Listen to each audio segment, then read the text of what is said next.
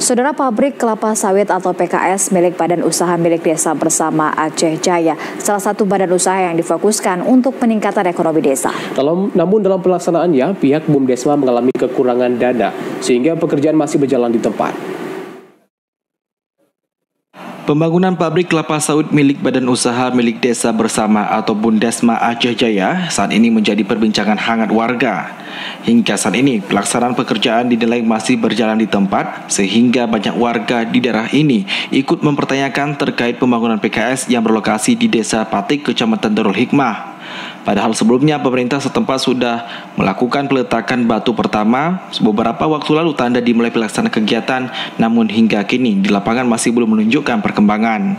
Berdasarkan informasi yang didapatkan, persoalan belum dilanjutkan pelaksanaan kegiatan pembangunan PKS salah satunya disebabkan kekurangan dana, di mana untuk pembangunan PKS membutuhkan anggaran hingga 19 miliar lebih.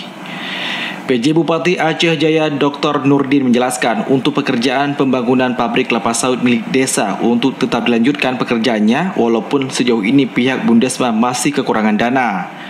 Lebih lanjut, PJ Bupati mengatakan untuk pembangunan PKS milik BUMDesma ini anggarannya sepenuhnya bukan bersumber dari dana desa, namun juga didukung oleh pihak lain seperti perbankan. PJ Bupati Aceh Jaya optimis pembangunan PKS milik BUMDesma bisa selesai sesuai dengan target. Kami optimis semua berjalan dengan lancar karena proses pembayaran kontrak kerjanya kan juga tidak sekaligus. Jadi jalan dulu sambil teman-teman desa mau ngumpulin pembiayaan. Dan juga sebenarnya konsepnya bukan 100% dari uang desa itu yang akan kita pakai. Pada saat yang bersamaan kita sudah bicara dengan Bank Aceh Syariah supaya bisa mendukung pembiayaan. Jadi uang-uang dari desa itu nanti akan masuk sebagai kolateralnya di Bank Aceh Syariah. Jadi insya Allah konsepnya seperti itu. Dan pada saat yang bersamaan ini juga kita sedang melakukan komunikasi dengan Badan Pengelola Dana Kelapa Sawit untuk bisa membantu juga mendampingi pembangunan PKS dari BUMDesma Aceh Jaya.